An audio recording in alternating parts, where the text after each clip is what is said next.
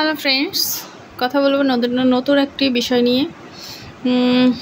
আজকে আমি আপনাদের সাথে কথা বলবো স্টক রেজিস্টার সম্পর্কে। বিষয়টা সবার জন্য না হলেও বর্তমানে যারা ইনচার্জ আছেন, ওয়ার্ড ইনচার্জ অথবা ভবিষ্যতে যারা হবেন বা সিনিয়র স্টাফ নার্স আছেন, তাদের জানা জরুরি। তো আমি বর্তমানে একজন নার্সিং ইনচার্জ। বিষয়টা আমি এর আগে জানতাম না, যতদিন না আমি ইনচার্জ ছিলাম। আসলে এটা কীভাবে করতে হয়, কীভাবে মেনটেন করতে হয়, কোন কোন বিষয় খেয়াল রাখতে হয়, সেটাই আজকের বিষয়।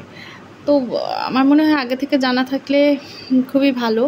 যারা ভবিষ্যতে নার্সিং ইনচার্জ হবেন, হঠাৎ করে যখন দেখবেন যে আপনি এই ইনচার্জের দায়িত্ব পেলেন, কিন্তু স্টক রেজিস্টার সম্পর্কে আপনি কিছু জানেন না, হঠাৎ করে আপনার কিন্তু খুবই একটা এলোমেলো লাগবে, যেটা আমার প্রথমে লেগেছিল। খুব ভয় লাগতেছিল, আসলে আমি এটা কীভাবে মেনটেন করব, কি করব, কোথায় কোনটা লিখব, সেটাই। তো দেখুন, এটা হচ্ছে দ্রব্যের বর্ণনা, description of articles, injection omeprazole 40। এটা হচ্ছে আমরা ইন্ডিয়ান খাতায় কোন কোন মেডিসিনটা নিয়ে আসি, কতটুকু নিয়ে আসি, কয় তারিখে নিয়ে আসি, কতটুকু খরচ করি, কতটুকু আসে, সেটাই হিসাবের খাতা। এই দেখুন,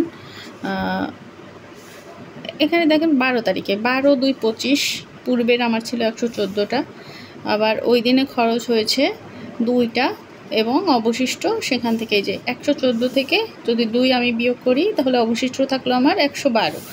এইভাবেই পরের তারিখে আমার আবার খরচ হয়েছে দেখেন 2টো, তাহলে আমার আগের ছিল 112 থেকে আমার 2 বিয়োগ হবে, 2 বিয়োগ হলে 110। এভাবেই আমার প্রত্যেকটা ডেট অনুযায়ী যে ডেটে পাবে সেটা দেখাতে হবে। আবার দেখেন, আমি যখন নতুন কোনো মেডিসিন নিয়ে আসবো, যে 2/3/25 তারিখে প্রিভিয়াস ছিল আমার, এভাবে হিসাব করতে করতে দেখা গেছে পূর্বের আছে 58টা। আবার আমি এই যে জমার ঘরে লিখবো 200টা নিয়ে আসছিলাম আমি সেদিন, 200টা। এইখানে একটা ফরমাইশ নাম্বার থাকে, ক্যাশ মেমো বা ফরমাইশ নাম্বার থাকে ইন্ডিয়ান খাতায়, সেই নাম্বারটাই এখানে লিখতে হয়।